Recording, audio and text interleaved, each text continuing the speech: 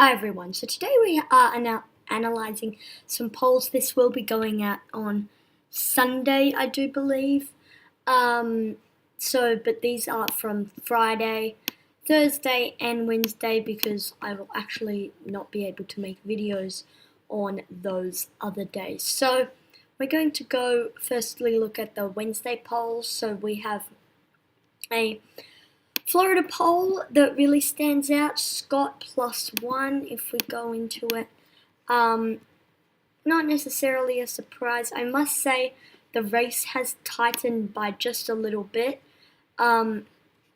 Before Nelson was pretty much consistently leading. He was consistently leading.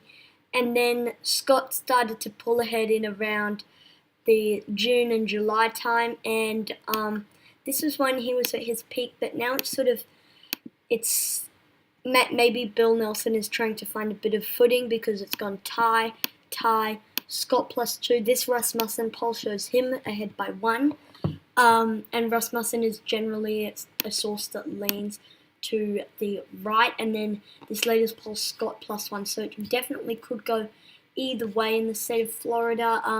One thing to note, there are still quite a bit of undecided voters, which is interesting, and those probably will both go either way. So interesting race in Florida.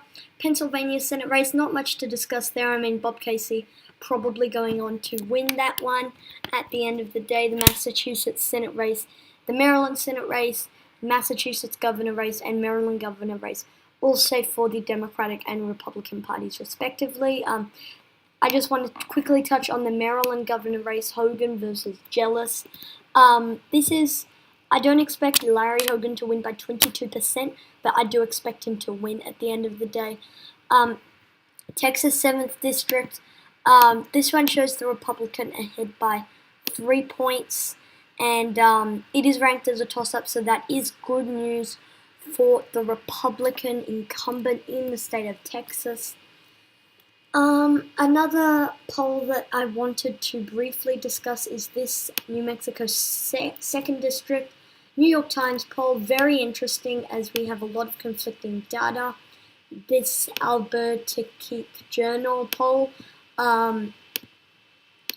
shows the Republican ahead by 7 points, and the New York Times live poll shows the Democrat ahead by 1 point.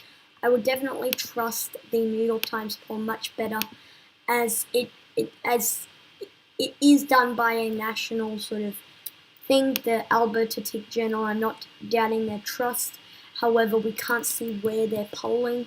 I do believe that if we look inside, we can delete that tab now.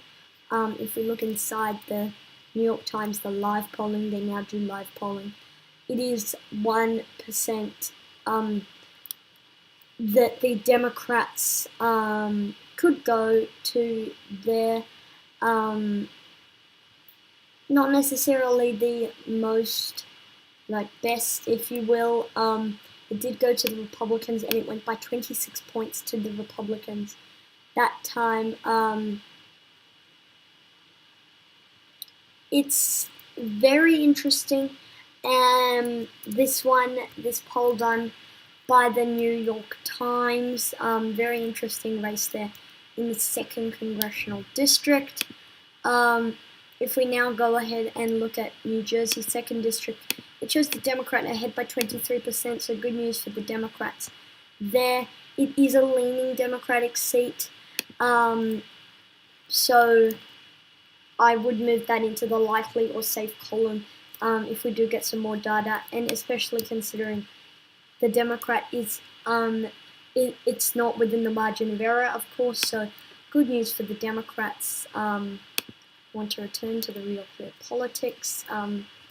There we go. Looks like I've just lost the polling data. If I go into here, latest polls, here we go. So, President Trump's job approval, the congressional ballot, blah, blah, blah. Very interesting things. Congressional job approval, as you all know, Congress is disapproved plus 50%, which is not good for Congress. for Democrats or Republicans, and they're not really getting anything done, the Democrats and Republicans, to be completely honest with you. This Rasmussen poll shows Trump with a 48% approval rating. I don't trust that.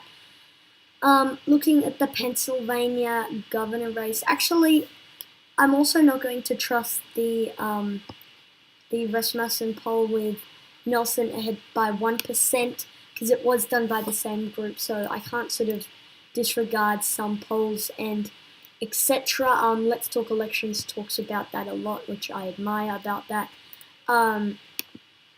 California 25.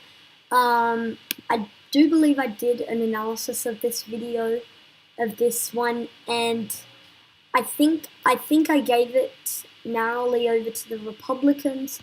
I wonder if we can see where I did this. It doesn't look like I can. Anyway, interesting race there in the 25th. I think I did give the edge over to the Republicans, but I can't really remember, so please correct me if I'm wrong. Now, the Rhode Island governor race, this is one to watch. The Democrat is ahead by 7 points. However, there are quite a lot of undecided voters. With those undecided voters in this specific case, those undecided voters in a state like Rhode Island are likely to go to the Democrats. So, with that being considered, you would probably even put this as a likely or leaning Democratic seat.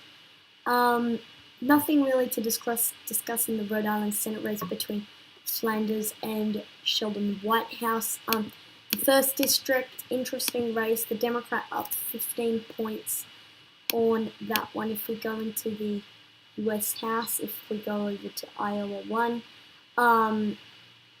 Rod Blum is the incumbent. He is behind to a challenger there. The New York Times live polling shows it with a 15 points, and I would definitely trust this a lot more than the Emerson College one, as it was done with much less sample size and a much larger margin of error. So I guess that's pretty much it for today's polling data, for the Wednesday polling data, Thursday polling, and the Friday polling. Thank you guys for watching this video. Comment down suggestions below, and I'll see you all in the next one.